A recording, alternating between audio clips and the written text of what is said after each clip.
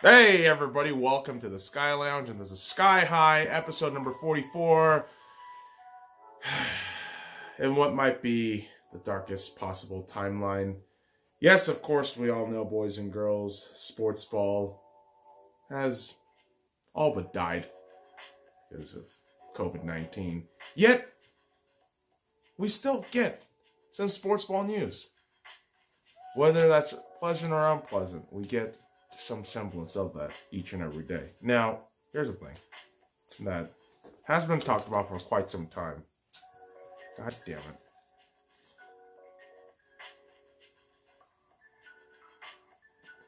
But hasn't really faced this ugly reality until right now. And what I'm talking about is, of course, the 2020 Tokyo Olympics. Now, the Summer Olympics is a wonderful tradition every 4 years, and right now, as it stands, Team Canada will not be sending any of their athletes unless the Olympics postpone until 2021. The reality of the Olympics right now is they should already have considered postponement since February. When really, China and South Korea were at their worst with COVID-19, that's when consideration should have already been talked about. That's when things decisions really should have been implemented at that point. But I think Team Canada announcing that, hey, we're not going to send anybody until you postpone next year is going to be the domino effect for the eventuality of canceling the Olympics. And this is some really fucked up times we're living in, boys and girls, where all major sporting events are canceled or suspended or non-existent now. I mean, something like the XFL, which was coming off of really such a good season so far, right? And it just all plummets because of COVID-19. And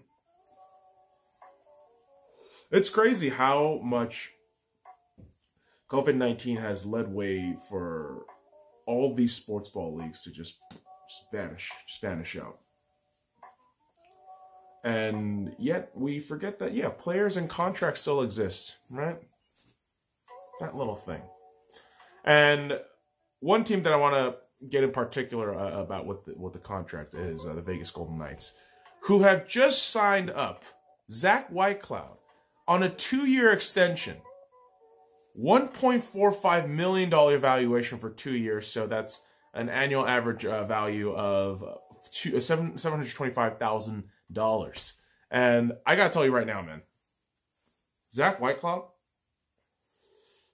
he's gonna get paid. After this contract, I think he's gonna get paid by the Vegas Golden Knights if we can keep him. This is a young defenseman who, I mean, by all means of watching him live and on television all throughout the season, it showed me something that, wow, our prospects are really good. Oh my God. I'm not gonna lie to you, these allergies are fucking getting at my fucking shit while this COVID-19 shit's going on all around Las Vegas, and we're talking about the Vegas Golden Knights. Holy shit, the allergy season is absolutely nuts. You know, when I was younger, didn't have allergies. Oh, I'm fucking 28, all right? Fucking put your goddamn panties in a bunch. Relax, all right? But the weird thing is, I never had allergies up until, last year. And it freaks me the fuck out when, I have, the fucking sniffles and shit, or, fucking booger bubbles, which is, gross as shit. But it happens. It happens, man. But what isn't gross as shit, boys and girls, is the fact that all 31 NHL teams, in some capacity or another, is giving back to part-time workers and workers of their respective arenas, and that's just fantastic. Listen, in the midst of a crisis, all right, I mean, this coronavirus shutdown for generally all cities throughout the United States.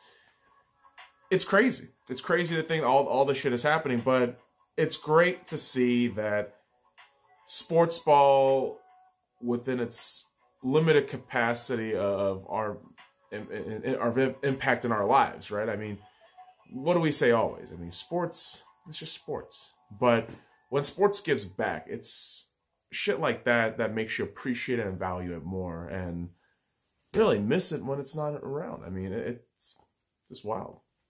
Just wild, man. But it's great to see that. It's great to see the teams get back. I'll tell you what's really wild. I'll tell you what's really, really fucking wild right now. The fact that Tom Brady, for the first time in 20 years, will be playing in a different jersey.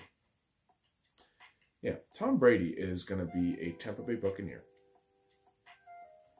And it's so crazy to still say that because it hasn't really settled in, I think. But, you know, once August-ish rolls around, you see Tom on the field, actual fucking, jersey. We're gonna really soak it all in. But the Patriots already embrace this future. Because you still got one of the greatest head coaches of all time. Arguably the greatest head coach of all time.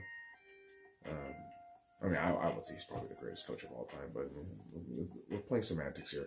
The Patriots have reunited with a former quarterback in Brian Hoyer. Seems like a solid dude and can probably push Jarrett Stidham to that starting position. And I don't know what Jarrett Stidham will actually do. I don't know what Brian Hoyer will do. I honestly don't know what the New England Patriots are going to do. Are they going to be the New England Patriots of old? Right, Bledsoe, pre-Tom, or is it going to be Belichick's Cleveland Brown years? We just don't know. And I think that's what's so exciting about it. I mean, whether you hate the Patriots or not, I think this is a fascinating dynamic because you have that AFC East that just got significantly stronger all throughout. I mean, maybe except the Jets, which... It's the fucking Jets. What do you expect? But the Dolphins and the Bills look really fucking good coming out of this free agency. I mean, there's still a lot of key pieces teams can add, obviously. Including teams like my Seattle Seahawks. Yes, of course, boys and girls. Big question looms. Jadeveon Clowney. But before we talk about Jadeveon, I want to talk about a couple other cats that Seattle Seahawks picked up. Obviously, Greg Olsen getting signed up early, even before the start of free agency. The fucking hammer dropping just a couple days back.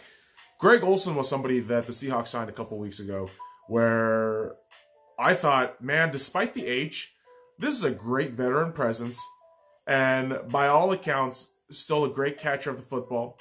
Hopefully, he can block. He can block better than Nick Van Ette. That's all you can really hope for at a certain point. But Greg Olsen, I think it's a fantastic pickup. And then you have the very curious case of acquiring lots of linesmen. And I'm going to butcher some names. I'm going to let you in on that right now. But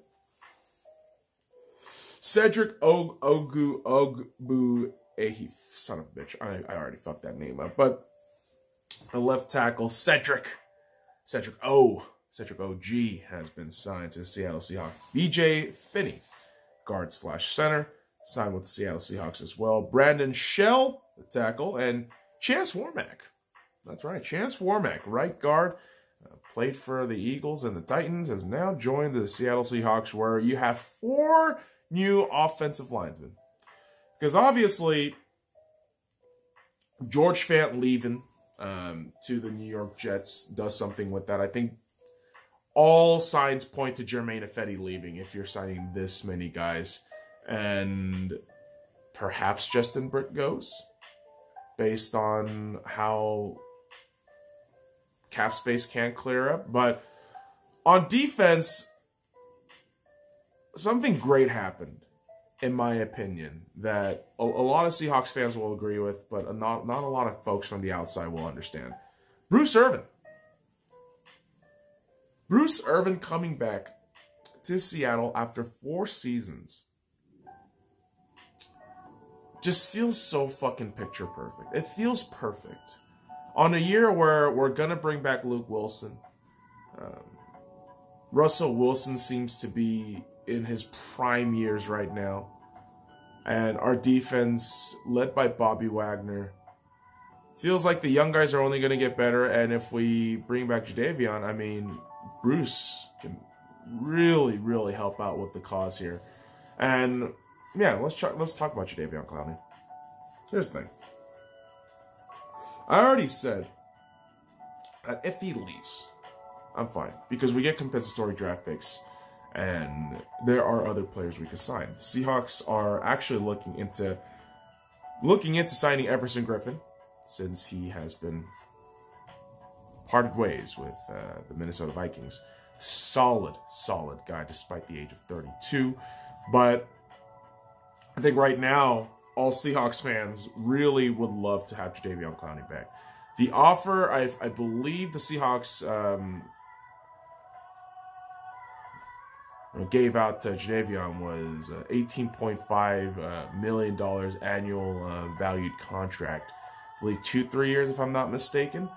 But I know Jadeveon wants over 20 mil. And I'm sure teams that are, looked upon and reported right now, like the Tennessee Titans, possibly one of the New York teams, and the Jets or the Giants, they can give him that push of 20 and 21 mil. But I honestly would say Seattle is the best fucking team to get to the playoffs and win a Super Bowl. And Jadeveon can absolutely help with the cause too. And, if he leaves, he leaves. And it's going to be a bummer, but I would love to see him sign for 18 mil. I'm such a fucking piece of shit, Madden, couch fucking GM kind of guy, where I say, listen, why can't you just take 17 fucking mil? And we could fucking hook you up with goddamn housing. We could hook you up with goddamn, I don't know, financial investments with other fucking companies here in Seattle. Like, yo, let us help you out, man. Fucking stay with us. We'll help you out. But it's up to the player, man. It's up to the player to see if he wants to be emotionally invested into a city like that. Just like a guy, Malcolm Jenkins, who, yes, he did sign with the New Orleans Saints, but he was part of this. I want to say it was an article with The Athletic. It was an interview with him and a fucking Athletic piece writer. Brilliantly written.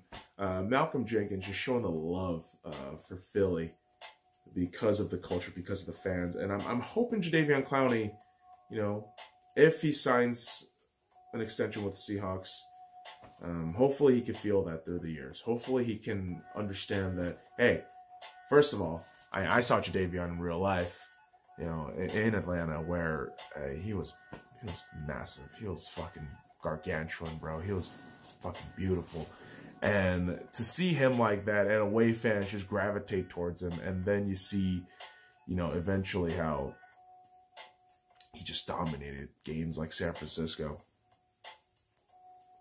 You hope he stays. You hope a guy like that can make a positive imprint on the culture of the Seattle Seahawks. That way we can keep winning and hopefully win a fucking Super Bowl. Because that's what the fucking season's all about. At the very end of the day, right? I mean, NFL fans, don't you feel me on that? Except Lions fans, I mean, because you're clearly like you're going down the fucking toilet, right? I mean, that's exactly what you're doing, right? Along with the fucking Texans. Yeah, I know. Texans fans are going to hate the fact that they're in the same category as the Lions, but honestly, your head coach is more or less in the same train of just stupidity. So I grouped them together.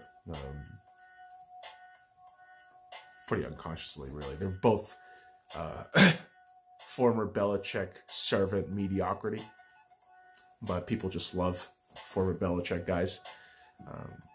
Although Brian Flores is really proving a lot of people wrong. Like, oh, Belichick guys can't succeed. Flores is doing fantastic. Especially with what he had in Miami. Now, with adding more weapons, who the hell knows? Who the hell knows if it gets better or not? I mean, we've seen how certain teams will poop out a little bit.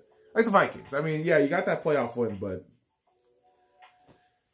Jesus Christ. I mean, signing that Kirk contract to me, even a fucking damn near week later, it's just it's just questionable. It's just really questionable. Because, listen, I know for the Vikings, Kirk Cousins is one of the best goddamn quarterbacks you can have. Because of your general history with unfortunate quarterback things. Shut up.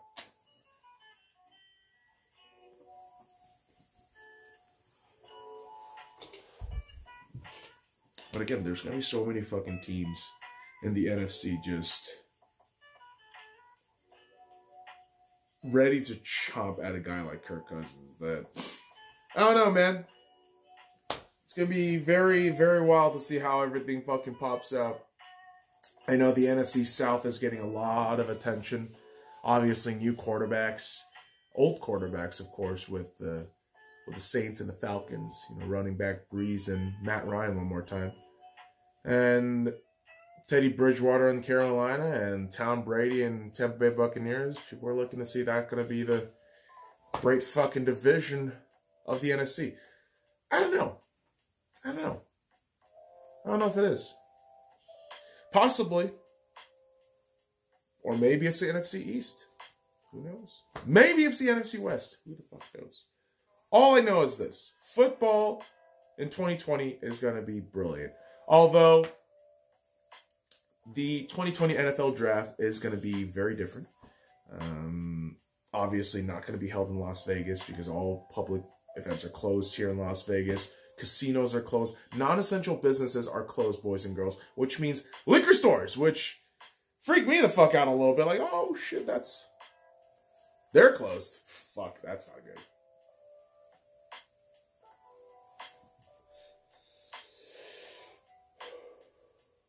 So the NFL will go ahead and just do this in a very different setup, I suppose. And hoping that this way, limited contacts, right? To not get this COVID-19 any worse than it is. And hopefully some familiarity with normalcy within the coming weeks. Now, that's what the NFL is hoping right now. But to be honest, man, you look at how Italy has kind of fallen in the sense of the word of their health, you know, from COVID-19, and how the USA, in terms of population density, size of the country, general, you know, shittiness of the healthcare system, you can honestly imagine it's only going to get worse. Well, I know there are people that are going to be very optimistic, like, oh, it's going to get better. You don't know, and neither do I. We all don't know. All we know is we miss sports very much. Because what else are you doing right now, kids? Huh? Whatever fucking time you're watching this, I'm actually recording this on a Sunday evening, but whatever fucking time you're actually watching this, what are you actually doing right now? Right? No sports. Locked in probably in your house. Talking to relatives, yeah. Talking to people is kind of becoming a weird chore. Like, hey, I'm alive! Like any of you care, but yeah, there we go. We're going to pretend we care. We're also going to do fucking push-ups to make sure that we're all alive and we're healthier than ever. Push-up challenges. And then that shit's perpetuated by, like, the toxicity of TikTok, which, dude, fuck TikTok. Seriously. Fucking fuck TikTok. The most cantankerous shit coming from the goddamn cesspool known as TikTok, which is just, I guess, a dumber version of Vine. If there is such a version possible, but yeah. But kids, you know what? I'm gonna leave you with that old man rant. So follow me at the Sky Lounge. on all the links in the description below. Like, comment, subscribe for more daily contents. Fuck off.